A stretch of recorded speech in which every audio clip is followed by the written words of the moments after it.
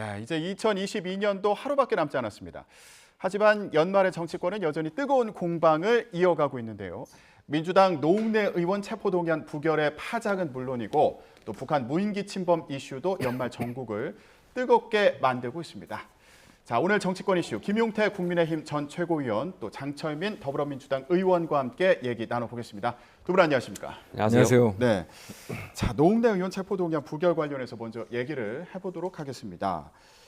자, 표결 결과를 보면요, 장 의원님, 민주당에서 이 부결표, 그러니까 반대하는 표가 다수 나온 것으로 이렇게 좀 분석이 되고 있는데 한동훈 법무부 장관이 제안 설명을 했잖아요. 네. 그런데 민주당에서는 이거 피의사실 공표다 이러면서 반발하고 있는 상황인데 그 한동훈 법무부 장관의 제안 설명이 의원들이 좀 마음을 굳히는데 영향을 미쳤습니까?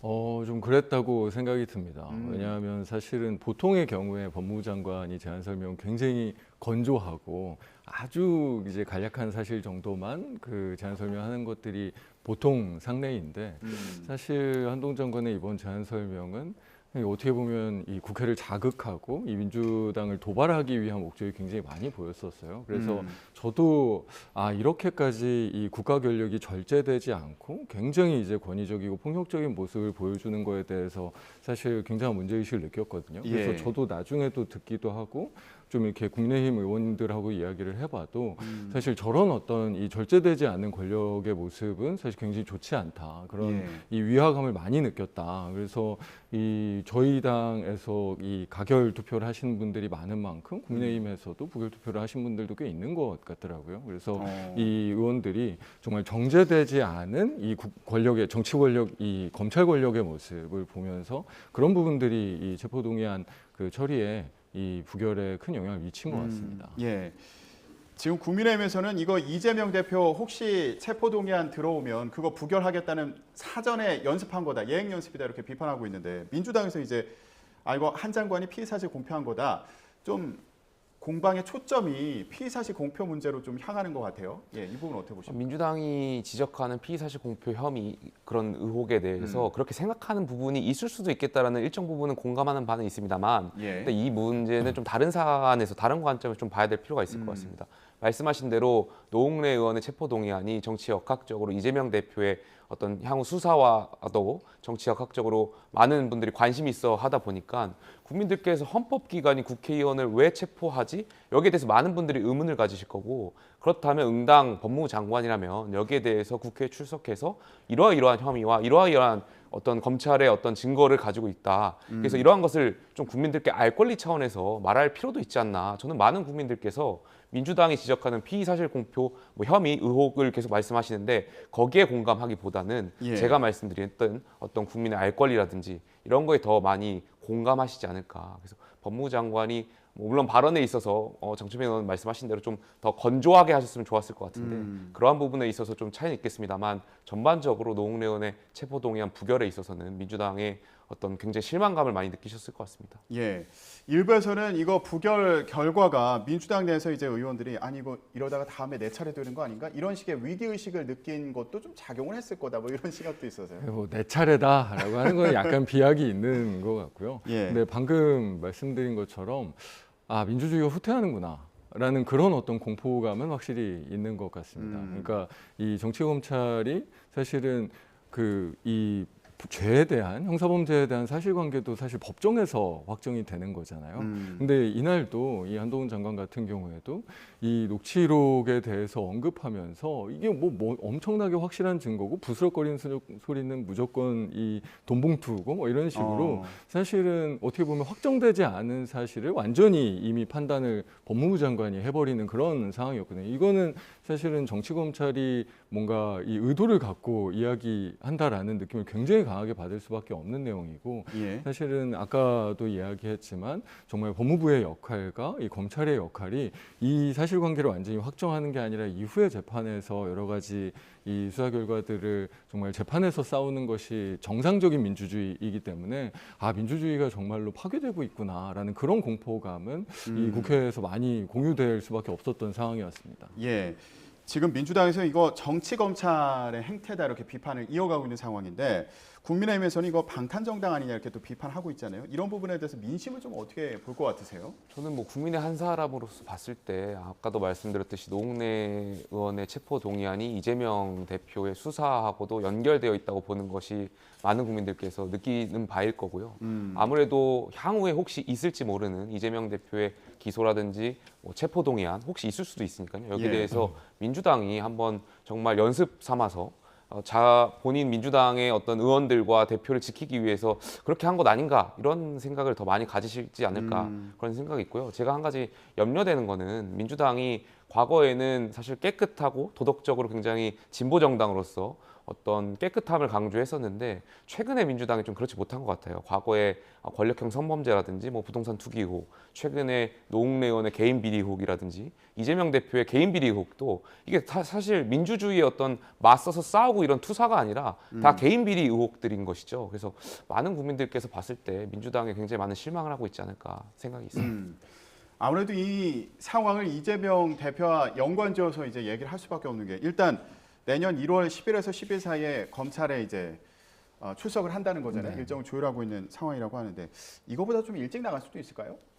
저는 그럴 수도 있다고 봅니다. 뭐 일정 조율이라고 하는 게 그렇게 복잡한 일은 아닐 수 있기 때문에 뭐 지금 이제 연말에 워낙 이제 연말 연초는 좀 국회 일정도 그렇고 좀 정신이 없으니까요. 그것만 지나고 나면 이 일정보다는 좀 일찍 나가실 수도 있지 않을까라는 생각이 들더라고요. 근데 이제 그런 상황에서 1월 8일 날 12월 임시국회가 끝나잖아요. 네. 근데 아까 박찬대 최고위원 발언을 저희가 전해드린 것처럼 뭐 일몰법들 이제 관련해서 추가 논의가 필요한 상황이고 또 국정조사 특위 이제 활동도 종료되니까 1월 7일에 종료가 되죠. 그러니까 이거 연장하는 것도 논의를 해야 된다. 그래서 1월 임시국회 열어야 된다. 그러면은 12월 임시국회 끝나고 바로 또 1월 임시국회를 만약 연다. 그러면 이거 여는 것만으로도 사실 이재명 대표 뭐 체포동의안에 대비하는 거 아니냐 뭐 이런 얘기도 들을 수 있잖아요. 이 부분은 어떻게 보세요? 저는 솔직히 일몰법안 관련돼서는 뭐 이번에 합의됐었던 그 일몰법안 처리가 사실 합의가 돼 있었는데 못한 거였거든요. 근데 그게 갑자기 이제 1월에 될까라는 의문은 있어서 일몰법안 처리는 사실 좋은 명분은 아닌 것 같고요. 근데 이제 국정조사 같은 경우에 그간 워낙 지연됐고 사실은 이 조사 기간들이 너무 짧아서 국정조사 연장은 특히나 예전 같으면 뭔가 그냥 이제 교섭단체 간 협의로 뭐 연장할 수 있게끔 해놓거나 했었는데 이번에는 본회의에서 이거를 이 연장을 해줘야 됩니다. 그래서 본회의를 열면 저희가 이 소기심 요구를 어쩔 수 없이 할 수밖에 없는 상황이라 국정조사를 위해서는 1월 임시국회가 원포인트로라도 좀 필요한 게 아닌가라는 지금 판단은 하고 있고요. 근데 무슨 이재명 대표와의 연관성이나 이런 부분들은 사실은 엄청 빠른 이야기 아닌가라는 생각도 들고 저는 사실 되게 의문도 드는 게 이제 이재명 대표에 대한 체포동의안 예능 연습을 한 거다 이런 얘기가 되게 많은데 저는 사실 이상한 게 그런 거예요. 지금 이재명 대표가 체포당할 만큼 무슨 구체적인 형사범죄의 어떤 사실이 나온 게 있습니까? 아무것도 없거든요. 그런데 모두가 그렇게 생각하고 있어요. 이재명 대표는 체포를 시도할 것이다. 사실 이게 어떻게 보면 전 국민이 그리고 모든 언론도 심지어 여당도 그렇고 이재명 대표는 체포가 될 것이다. 라고 생각하는 거거든요. 이거는 사실은 객관적인 사실에 근거해서가 아니라 지금 그 검찰이 가지고 있는 지금 이 대통령실이나 여당이 가지고 있는 태도 때문에 그런 거거든요.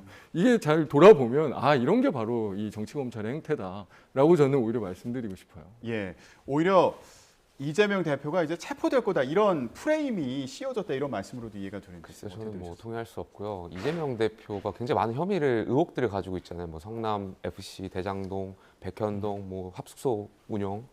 그러니까 이재명 대표가 도대체 무슨 의혹들이 이렇게 많길래 많은 국민들로 하여금 법적 상식을 굉장히 높여주시는 것 같아요. 그래서 저는 오히려 그 문제의 결국에는 원인은 이재명 대표 본인에게 있지 않나 그런 생각을 해봅니다. 알겠습니다. 앞서서 그 안전운임제 일몰 그 법안 관련해서 간단하게 좀 얘기를 해주셔가지고 이거 좀 짚어볼게요. 국토교통위원이시니까 예, 소관 상임이어서 이게 일단 안전운임제 같은 경우에는 3년 이제 유지를 하는 걸로 일몰을 연장하는 것으로 민주당에서 이제 요구를 했는데.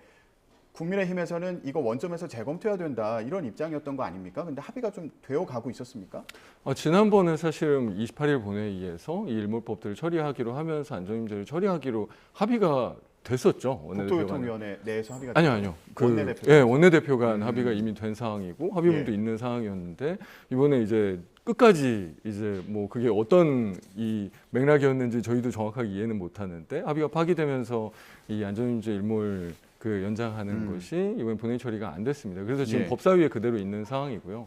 저희가 12월 8일 날 그 국토위를 통과했기 때문에 아마 60일 도과하게 되면 국토위 안에서 논의가 있을 것 같습니다. 이거를 본회의에 직회부해야 된다. 특히 이 안 같은 경우에는 정부 여당도 예전에 당정협의를 통해서 3년 연장을 하자고 했던 그 안 그대로이기 때문에 이 부분에 대해서는 본회의 직회부해서 2월 달에라도 저희가 본회의에서 처리를 하자라는 생각들을 갖고 있죠. 근데 이게 일단은 새해가 되면은 안전운임제가 폐지가 되는 상황인 거잖아요. 일단은 일몰되긴 됩니다. 일몰되긴 되는데 저희가 그 법 조항이 이 언제까지 끝난다라는 부분이라서 이 법을 저희가 국회에서 통과시키게 되면 그리고 다시 이제 정부가 공포하게 되면 그때 다시 이 안전임대가 시작돼서 이 법이 정한 기한까지 이 안전임대가 적용되는 이제 그런 구조를 가지고 있죠. 그래서 추가 논의가 이제 필요한 상황이다 이런 말씀이시죠? 지금은 사실은 본회의 처리만 하면 되는 상황입니다. 법사위와 본회의 처리. 근데 안 될 경우에 이제 이런 임시국회에서 추가 논의를 해서 또 본회의를 열고 처리를 아마 2월은 돼야 될 것 같습니다. 왜냐하면 이게 60일 규정이 있기 때문에. 네. 알겠습니다. 어떻게 진행이 되는지 또 지켜보기로 하고요. 이번에 다른 주제로 또 넘어가 보겠습니다. 무인기 침범과 관련해서 윤석열 대통령이 최근에 안보 행보를 잇따라 보이고 있는데 발언 수위가 이제 좀 세지는 것으로 보여서 이 부분을 좀 얘기를 해보겠습니다. 평화를 위해서는 이제 압도적으로 우월한 전쟁 준비를 해야 된다 이런 취지의 발언을 어제 또 하기도 했는데 이렇게 강도 높은 발언을 이어가는 이유는 뭐라 보세요?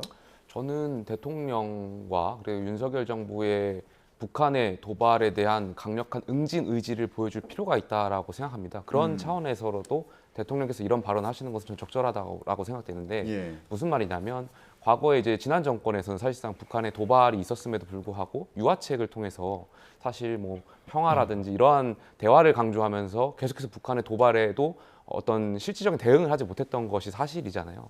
거기에 많은 국민들께서 사실 실망하셨던 것이고 거기에 좀 제대로 대응하라고 해서 윤석열 정부를 탄생한 거잖아요. 탄생시킨 거잖아요. 그렇기 때문이라도 저는 대통령께서 이런 발언들, 북한의 이번 그 무인기 침투와 관련해가지고 굉장히 심각한 문제잖아요. 많은 국민들께서 서울 상공에서 무인기가 떠다녔다는 것에 얼마나 많은 공포감을 느끼셨겠습니까? 그래서 이거는 여야를 따질 것 없이 2014년도에 이미 북한이 계속 이 무인기에 어떤 도발을 해왔는데 사실 정권의 어떤 정권의 차이에 따라서 이런 탓할 것이 아니라 정치권이 그동안 너무 이런 것을 방기했던 것 아닌가. 그래서 대통령의 의지와 또 이번에 여야가 지금 그 국방부에서 향후 무인기 관련해서 예산도 5,600억인가요? 향후 5년간 또 편성했는데 여기에 대해서 깎을 필요도 없다고 생각하고요. 국방부가 일을 더 잘할 수 있게끔 좀 많은 국민들께서 응원하실 필요가 있다고 생각합니다. 윤석열 대통령의 최근 행보 이런 발언이 이제 무인기 대응과 관련한 이제 비판 여론이 있으니까 이거 좀 잠재우고 또 강력한 대응 의지를 보여주려는 거 아니냐 이제 이런 해석들은 나오고 있는데 어떻게 보셨어요? 저는 사실은 무인기만큼 더 큰 불안을 조장한다고 봅니다. 발언이 그렇죠. 특히나 이 대통령의 이 뭔가 단어 선택에 전쟁이라는 단어를 이렇게 쉽게 쓴다는 게 저는 사실은 뭔가 전략적으로 쓴 것 같지도 않아요. 그냥 쓰신 것 같은데 이 뭔가 이제 평화가 망가지고 이런 긴장이 점점 고조되는데 이 책임 있는 사람들의 말이라는 게 굉장히 중요한 역할들을 하거든요. 그러니까 저희가 괜히 화전양면 전술 이런 얘기를 하는 게 아니잖아요. 진짜 강한 군사력과 이런 부분들은 당연히 준비하되 이런 어떤 평화를 대비하는 부분들도 함께 가야 진짜 안보라는 것들이 제대로 평화도 실현될 수 있다라는 부분에서 사실 대통령이 이 말로 이미 뭐 전쟁을 시작한 것 같은 이런 식의 위기를 조성하는 것은 너무나 무책임한 태도라고 생각합니다. 알겠습니다. 물론 윤석열 대통령 발언을 이제 보면은 그런 공격을 먼저 하는 그런 전쟁에 대해서 얘기한 게 아니라 이제 방어를 위해서 대비를 잘해야 된다 이런 취지이긴 했습니다만 이런 발언 수위가 불안을 조장할 수 있다 이런 말씀이셨고요. 자, 김용태 최고위원님께 좀 여쭤보고 싶은 게 있었어요. 어제 국민의힘 내부 상황에 또 관심을 많이 받아가지고 당협위원장들 이제 새로 뽑아야 되는 그런 당협위원장들 결과가 나왔는데 허은하 의원이 이제 동대문 을 지역에서 탈락을 하고 김경진 전 의원이 내정이 됐습니다. 근데 허은하 의원 같은 경우는 대표적으로 이제 이준석 전 대표와 가까운 의원으로 이제 알려져 있고 사실상 이준석 체제에서 동대문 을 당협위원장에 내정이 돼 있었다 이렇게 또 전해졌습니다. 그래서 허은하 의원은 이거 친윤 아니면 다 나가라는 거냐 이제 이렇게 반발하고 있는데 좀 결과 어떻게 들으셨어요? 그러니까 이 모든 게 사실 정당의 자율적인 결정이라는 말로 포장될 수 있겠지만 조금 어떠한 이러한 결정하는 거에 있어서 좀 아쉬운 부분이 좀 있는 것은 사실입니다. 무슨 말이냐 하면 아까 말씀하셨듯이 조직위원장이라고 하면 253개 지역에 대한 조직책이라고 이해하시면 될 것 같습니다. 정당이 가장 지역 활동에서 근간이 되는 조직책인데 이 조직위원장을 어떻게 선발하냐면 3단계로 되어 있습니다. 그러니까 첫 번째로는 당의 조강특위, 조직강화특별위원회에서 어떤 일정한 절차에 의해서 선발하고요. 이분들이 내정이 되면 2차적으로 당의 최고위원회에서 그러니까 지금 비대위겠죠. 비대위에서 의결을 하면 조직위원장이 임명이 됩니다. 마지막으로 3단계에서 그 지역의 운영위원들이 이제 또 동의를 해주시면 당협위원장으로서 이제 역할을 할 수 있는 겁니다. 이런 3단계인데 말씀하신 대로 이준석 대표 체제에서 조직강화특별위원회가 이제 허은하 의원을 동대문 을에 이제 내정을 했었던 것이고요. 그 당시에 최고위원회만 의결만 했으면 사실 의례적으로 의결 절차만 있었더라면 동대문 을의 조직위원장으로 선임될 수 있었지 않나 개인적인 생각으로. 그리고 사전에 의결만 안 됐었지 그 당시에 조율 과정이 있었거든요. 근데 그러한 것을 지도부가 바뀌었다고 해서 다시 조강특위위원을 바뀌었다고 해서 사람이 바뀌었다고 해서 그 내정된 사람까지 바뀐다면 많은 국민들께서 국민의힘이 공당이고 절차와 이런 것이 당원당이 있는데 그런 것을 좀 무시한 것 아닌가에 대한 좀 실망감이 있으실 것 같아가지고 그러한 부분에 좀 이번 비대위가 그런 행보에 한 것에 좀 아쉬운 말씀. 절차보다는 개파를 더 중요시한 거 아니냐. 그렇게 해석을 할 수가 있을 것 같아서 그렇게 해석될 수 있다 이런 우려를 좀 나타내 주셨군요. 알겠습니다. 국민의힘 내부 상황까지 얘기를 좀 해봤습니다. 오늘 정치권 이슈 얘기는 여기서 마무리하겠습니다. 김용태 국민의힘 전 최고위원, 장철민 더불어민주당 의원과 함께했습니다. 두 분 고맙습니다. 감사합니다. 감사합니다.